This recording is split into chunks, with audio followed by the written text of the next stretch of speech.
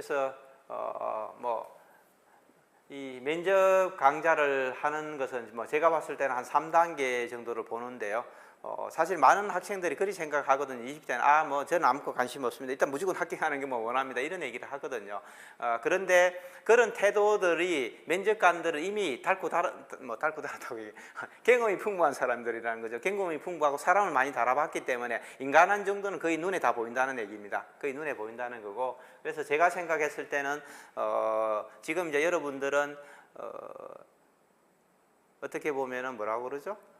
이제 사회생활을 시작하는 거죠. 사회생활을 시작하면 지금까지 살아왔던 학생의 신분은 이제 벗어나는 거고, 그렇다면은 뭔가 좀 앞으로 최소한 30년 정도의 조직 생활하고 또 그 이후의 삶에 대해서 여러 가지 고민들을 해보는 게 나쁘지는 않습니다. 개호관으로 어떤 내가 직업을 선택했다면은 그런 부분에 대해서 일단은 제일 중요한 거는 면접 합격하는 거죠. 그죠? 면접 합격하는 겁니다. 어떻게 면접을 합격할 수 있도록 그런 부분들을 좀 열심히 가르쳐야 되는 그런 그게 중요하고요. 근데 이게 저 혼자서 이렇게 열심히 가르치는 데서 잘 되지는 않습니다. 네가 한번 열심히 한번 가르쳐봐. 나는 한번 네가 어떻게 가르치는지 내가 한번 보겠다. 이런 자세로 가지고는 답이 없습니다. 같이 열심히 노력해야 되는 거. 제가 면접 가는 사람이 아니니까 열심히 노력해야 되는 거고, 그래서 예습과 복습도 좀 하고, 좀 필기시험 준비하듯이 여러 가지 학습장 만들어가지고 열심히 기록하고 이러면서 잘 대비하는 게 굉장히 유리합니다. 좀 주도적으로 참여하는 게 좋을 것 같고요. 그 다음에 어쨌든 간에 조직 들어가서 행복하게 살아야 되는 거죠. 열심히 살고 업무도 참 마음에 들어야 되고, 또 직원들하고도 인간관계도 잘 형성해서 왕따를 당하거나 이렇게 그렇게 당해서도 안 되고, 또 실질적으로 하면서 내가 부족한 공부도 더 할 수도 있고, 또 여러 가지 어떤 자격증도 더 딸 수 있고, 또 가정생활도 좀 잘 할 수 있으면 좋지 않을까 이런 생각을 갖고 있습니다. 자기개발도 좀 열심히 해야 되고, 체력 관리도 좀 열심히 하고, 그래서 사실은 거의 많은 부분들이 학생들이 어학이라든지 이런 것들 쭉 보고 하면은 결국은 성장 잠재력을 보는 거죠. 토익 점수 몇 점 더 받고 덜 받고가 실력 차이 별로 없습니다.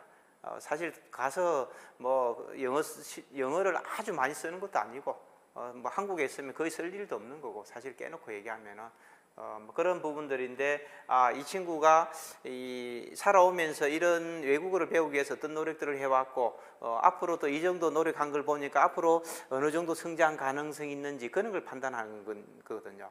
그래서 그런 부분들에 대해서 본인들이 점수가 낮거나 이러면 그 부분에 대해서 자기가 설명을 좀 하고 해명을 좀 해야 됩니다. 해명하는 게 중요합니다. 그래서 어쨌든 성공적으로 열심히 좀 살아야 될 것 같고, 거의 50, 한 두세 살 되면 나옵니다. 지금 현재의 추세로 보면 앞으로는 어떻게 될지 모르지만 거의 5급에서 4급에서 끝나는 거죠. 5급 아니면 4급입니다. 7급 들어가서 거의 5급에서 많이 끝난 편이고요. 이제 일정하게 이제 3급, 2급 올라가면 나이가 조금씩 이제 정년이 조금씩 늘어나는데, 거의 53살, 4살 되면 다 나온다고 생각해야 됩니다. 지금 들어가도 마찬가지입니다. 거의 대부분이 좀 나이가 젊은 사람은 거의 그 전에 나온다고 생각해야 되고, 직급 정년도 있고 다 있기 때문에.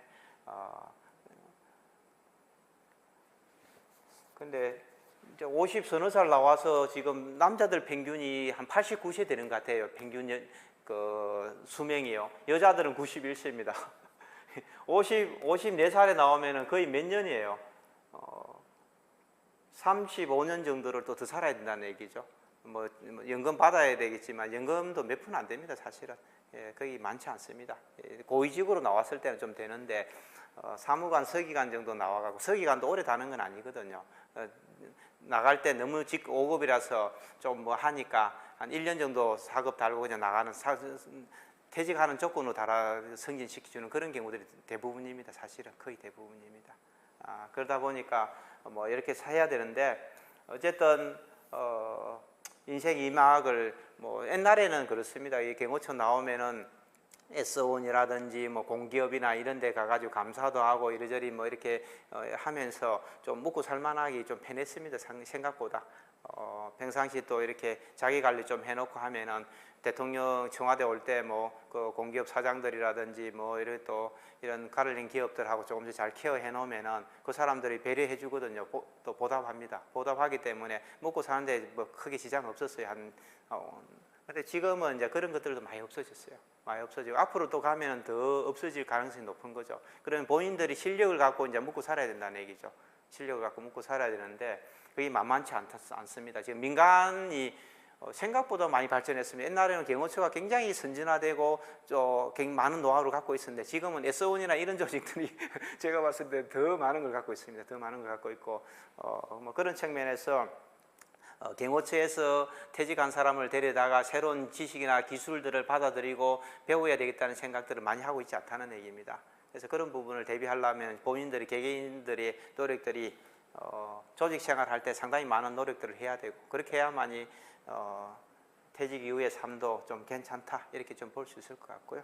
그리고 뭐 좀 남들 내가 평생을 돈 벌려고 아웅다웅하기보다는 좀 사회에 봉사도 하고 자기 이런 것들에 대해서 좀 삶에 대해서 좀 미리 대비도 좀 하고 이러면은 좀 좋지 않을까 그런 생각 갖고 있습니다. 제가 봤을 때 경호 업무는 수요는 계속 늘어납니다. 그리고 지금 우리나라 K 경호 하면서 중동 지역에서는 상당히 선호도가 높습니다. 그래서 뭐 아랍에미리트라든지 사우디라든지 이런 오만이라든지 이런 나라에 지금 경호관들이 많이 나가 있습니다. 그것도 생각보다 괜찮고요. 그리고 뭐 외국계 기업들 뭐 이런 쪽에서도 경호관에 대한 수요는 늘어나고 있습니다. 뭐 그런 부분은 좀 잘 대비하면 개인의 역량의 문제지 경호 업무에 대한 수요가 줄어들고 있지는 않다. 이렇게 좀 보면 좋을 것 같습니다.